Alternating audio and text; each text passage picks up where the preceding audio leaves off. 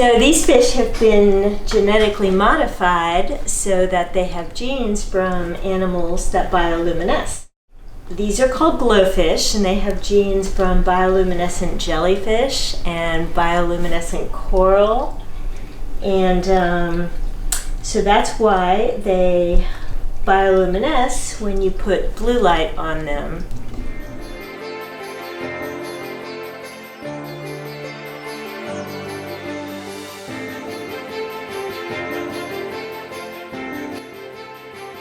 Tell you about the dart frogs. The dart frogs are poisonous in the wild, but they're not poisonous in captivity. You want to talk about the blow dart gun? Yeah. So this I got in Brazil. This is actually a dart gun that tribes used to use. Who knows, maybe some of them still do. And they would put the toxins from the skin of the dart frog onto the cotton, and then they put it in here and they blow it. And you can see it goes far, and it's very sharp at the end. Cool.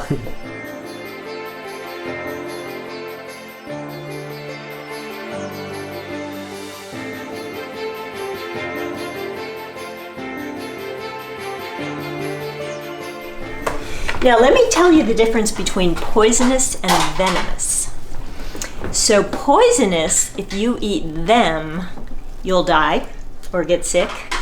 Venomous, if they eat or bite you, you'll die or get sick. So that's the difference. So poison dart frogs are poisonous, not in captivity, but in the wild, because they eat poisonous or venomous insects and use those toxins to, they secrete them on their skin.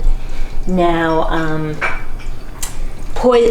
venomous snakes are venomous, not poisonous. Lots of people say the snake is poisonous. It's not, it's venomous, but I don't know any venomous snakes. So this is Hop and this is Skip. I used to have Hop, Skip, and Jump, but Jump croaked. Oh.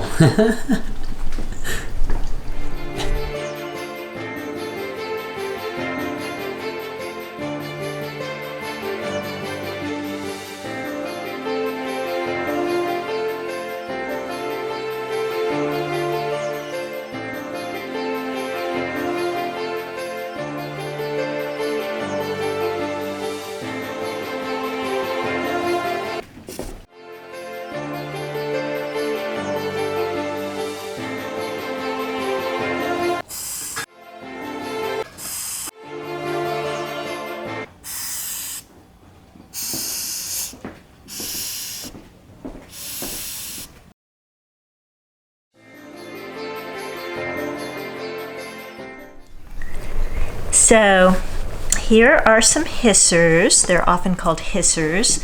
They make fabulous pets. They eat dog food, cat food. I make them bug burger. They love fruits and vegetables, especially carrots and oranges. They're really beautiful animals, and they're a lot of fun. Again, these roaches are held by kids, little kids. You know, they're pretty hardy, so little kids don't really harm them when they hold them, especially if they're being gentle, and they're just great. They're just great animals. They're easy to feed, they're fun to watch, they're fun to listen to. They squeeze air out these openings in their side, and that's what makes the noise. I just love them. You can tell the difference between the males and the females. See, these are their eyes right here, and these are the antennae. Males have these thick feathery antennae, and males also have these horns right here. You can see. A lot of people think these are their eyes, but they're not. And you can see the nice big horns on the males. And the females, you can see how their They don't really have horns. They have little bumps, but they're not very pronounced. The females also hiss, not as often as the males, actually. Let's see. So that's these guys. They're really great. Oh, here are lots of babies. If you want, oh, look at all those babies on the bottom. Cute, huh? Yeah. They're really adorable. Super, super cute. So those things will get to be the size that these other guys are? They will. Yeah, they How sure long do you will. think it'll take? It only takes 5 to 6 months for them to grow wow. to full size.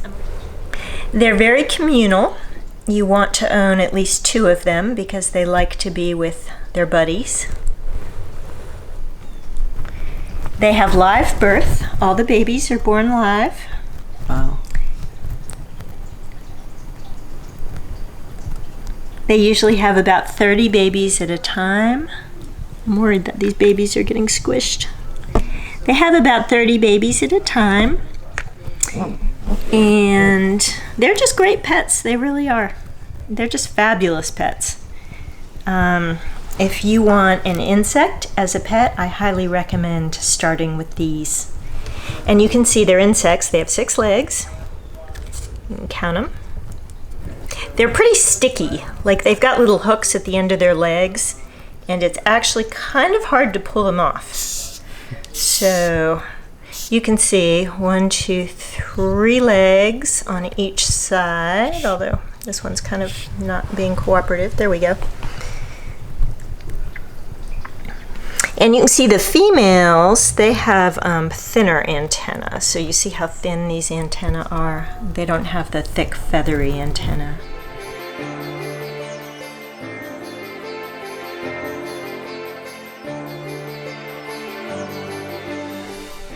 So let me just talk about arachnids for a minute. This is an amblypygid, and if you can see, she has 8 legs. She is an arachnid. She is sadly dead, but she was a great pet for a while. So amblypygids are not spiders and they're not scorpions. They're their own thing. Spiders and scorpions are also arachnids because they have 4 pairs of legs. So that's the main thing. If you've got 4 pairs of legs, you're an arachnid. Like a tick is an arachnid. All arachnids are also arthropods. Arthropods include insects, arachnids, crustaceans, millipedes, centipedes, a whole bunch of things. An arthropod is an animal with segments and jointed appendages. So that would include, that includes the insects, the arachnids, centipedes, millipedes, crustaceans, a bunch of other stuff.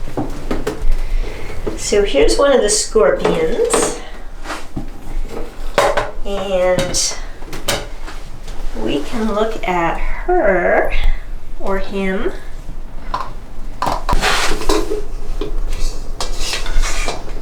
And this is, scorpions are arachnids. They have 4 pairs of legs. And scorpions are interesting because they bioluminesce under black light. And scientists actually do not know why they do this. They have a couple hypotheses, but they really don't know why.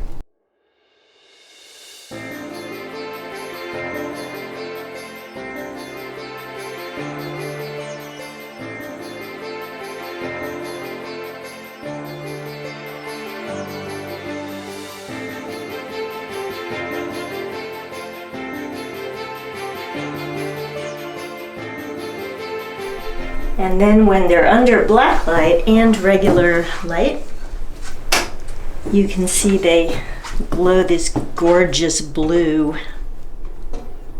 What?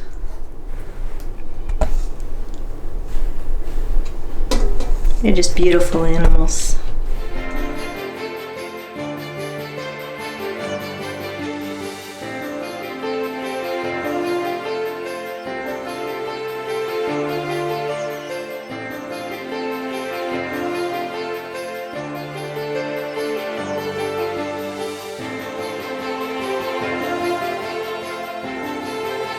here's Rosie. She's a very special tarantula. Now, we've had Rosie, oh boy, maybe 20 years. She belongs to New River Community College. I take care of her when she's not at school. And she's been held by thousands and thousands of students for about 20 years. And she's been held by little kids at birthday parties. And she has never bitten anyone. So in 20 years. So I can't imagine. I just can't even picture her biting. So let me pick her up. Come here, girlie. There are different ways to lift a tarantula. That's one of them. Another way to lift a tarantula is you can just kind of put your fingers around and grasp them like that. There are various ways to pick them up. Some people like to put their hand in front of them and then kind of bop them on the bottom a little bit, and then they walk forward. Mm-hmm. So I can show you a little bit about her anatomy. She has 8 eyes, and you really need a magnifying lens or a microscope to be able to see them, a dissecting scope. But that's really cool. She's got 8 eyes there. Here you can see her fangs. They're nice and sizable. They'd probably hurt if she bit. This is her cephalothorax, which is basically the head combined with the thorax, and this is her abdomen. Spiders have 8 legs. We don't count these. These are pedipalps. She doesn't use them to walk. She uses them to feel things, find crickets.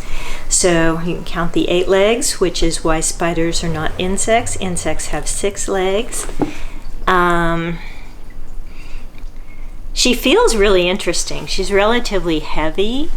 You can't drop them.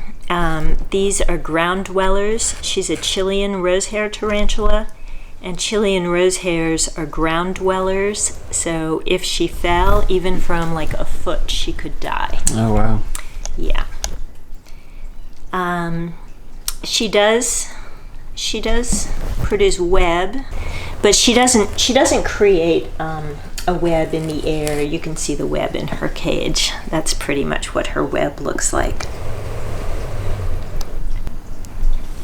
And let's see if there are any crickets in here. I don't know if she has any crickets. Right? Oh yeah, there's a cricket. Yep.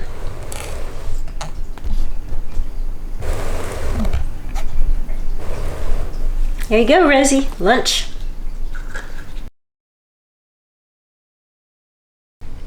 So why don't I take my gopher snake out? Actually, she's also a bull snake, but they're all in the genus Pituophis. So let me go ahead and get her out, and she may bite me. Gopher snakes, bull snakes, they're a little bit crabby and a little bit bitey, but they're non-venomous, so it's no big deal if they get you. And yeah, she looks like she wants to get me, but she didn't. Good girl. Good girl. She got me last time I went in. So they don't actually make the best pets just because they are a little bitey and crabby, but they are extremely beautiful snakes. They often get confused with, a lot of times people think they're rattlesnakes. They're obviously not. They're non-venomous. They're found in Canada, Mexico, many, many places in the US. They have a huge geographic range. Do you see her nice nose shield? She's got this nice nose shield up by her face. Let's see if I can get her to show it off. And this is for digging in sandy soil. So that's pretty cute. You can see they're blotchy. They've got this blotchy pattern on the body, And then as you get closer to the tail, it turns into the striped pattern here. And you find them in different colors. Often they're tan, brown, sometimes they're closer to a black and white. It depends, you know, on the subspecies and where they live. Hi. They're very beneficial snakes. They're good for the environment. They get rid of a lot of rats and mice and other rodents that carry diseases. So they're very important. You never want to kill one. In fact, you never want to kill any snake, period, because they're all very beneficial to the environment. It's probably best not to approach snakes in the wild unless you can get a very good identification, because you never know, you know. Usually they're not venomous, but you never know. She rattles her tail when she's crabby. Often when I go near her, she will rattle her tail. She's usually crabby when she's near me. She's actually doing really well today. She's being a good sport. Many things eat these snakes, skunks, other snakes. What else? Birds, like hawks, eagles. Who else eats you? Really anything that can eat them will eat them. Cats. Let's see, what else? She will get very, very large. She'll get about 8 feet long, up to 8 feet. And in fact, I also have an eastern black rat snake that will get up to about 8 feet. So she's going to be one of my largest snakes. She is a constrictor. She constricts her prey. Let's see, what else can I tell you about her? They are decreasing in numbers because of habitat loss, which is very sad. And possibly climate change, although that hasn't been documented in this species. And they are not endangered yet, but you know, we want to make sure that they don't become endangered. I can tell you some stuff about snakes in general. So their sense of smell is much better than their sense of sight, or they don't actually have external ears. They can feel vibrations through the ground. They stick their tongue out to smell, just like when we inhale, we pull in particles to smell. She actually reaches out with her tongue to get them and then pulls them back into an organ in her mouth. Huh. That's how she smells. Although she does have nostrils. Let's see if I can get her to stay still for you so you can see her nostrils. Those are not for, you see it? I don't know if you can get close enough to see her nostrils. She's not liking me hanging onto her head. So she does have nostrils, you know, to bring in oxygen and breathe out carbon dioxide, but they're not used for smelling. All right.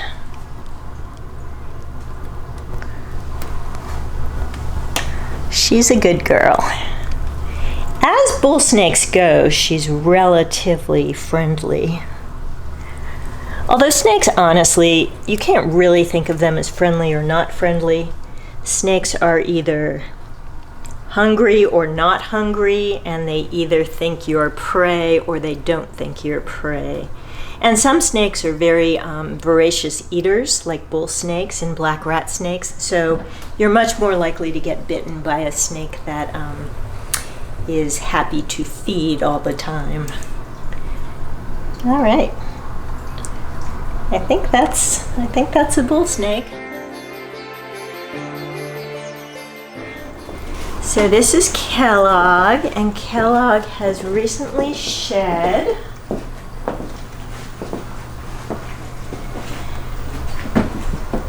And it's nice right after they shed because then their colors are so beautiful. Sometimes, sadly, corn snakes get confused with copperheads, even though I don't think they look at all like copperheads, but sometimes people think they're copperheads. Kellogg is a corn snake, Kellogg corn snake. And you can see the checkers on the belly? So some people say that's why they're named corn snakes, because it looks like they have kernels on their stomach. But other people say that they're corn snakes because they're often found where corn is found, especially corn that's been harvested. And so they've been named corn snakes because they're often found around grain stores. These are very, very beneficial to humans. You definitely want them around your house, around your property. They keep mice and rats away. They keep away a lot of animals that cause disease, like rats and mice. Corn snakes tend to be wonderful, wonderful pets. When they're young like this, they can be just a little bit nippy, but when they get older, they almost never bite.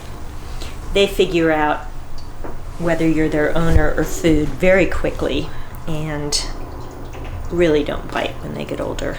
Not very often anyway.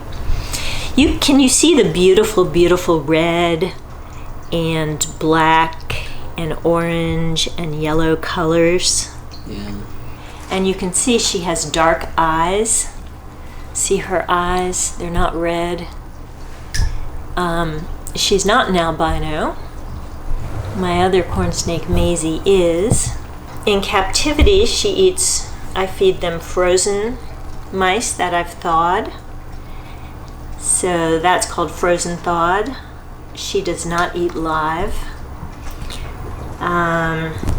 You can see she has a beautiful red tongue. I love her tongue. And Maisie also has a beautiful red tongue. It's hard to see it. So once you get snakes out of their cage, they almost never bite. When you reach in to get them in their cage, they sometimes do mistake you for a rat or a mouse. But once they're out of their cage, they pretty much know that you're not food, so almost no snakes will bite you after they're out of their cage. Kellogg, let's see, how old is Kellogg? I think I got her when she was about a year. She's a rescue snake. She was underfed and malnourished and dehydrated when I got her. I got her from a reptile rescue. And she's doing great now. She's gained all the weight that she should, and she's nice and hydrated. She's shedding well. So she's recovered very nicely.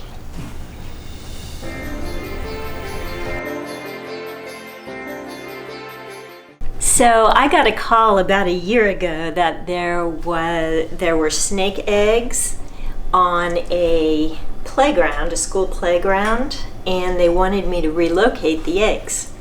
So I took the eggs and put them in an incubator. A friend of mine and I took the eggs and we put them in an incubator, and we hatched out a bunch of baby black rat snakes. So you see how they have this pattern, this black and gray. Now, a lot of people mistake them for copperhead babies because when they're younger than this, right after they hatch, they do look a little bit like copperhead babies, but they're not. They're also very beneficial and important for the environment. No one should ever kill snakes, ever. Now, this one will be a year old in September, and as they get older, they get darker. So when they're adults, they're sometimes mistaken for water moccasins. Sadly, when people see a snake, they often think it's a venomous snake, and honestly, usually it's not.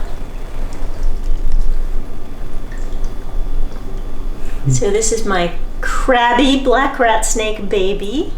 Now, he will get up to about 8 feet. He's going to be a nice big snake when he gets older. Wow. And he'll also get significantly less crabby.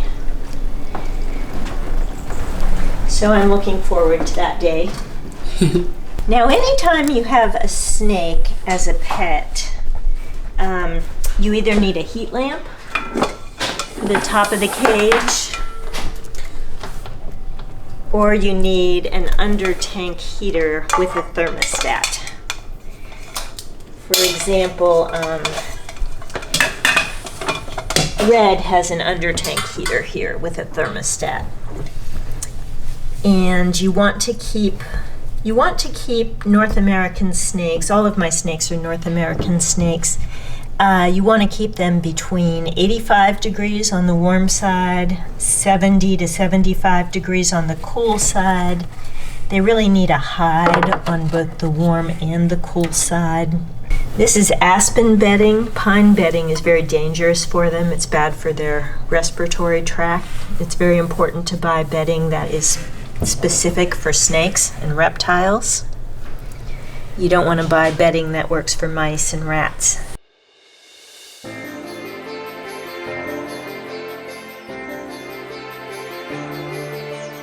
What I'm going to show you next is another corn snake, Maisie, and she has the black and the gray bred out of her. Maisie only has the yellow and the orange and the red, and the black and the gray have been removed.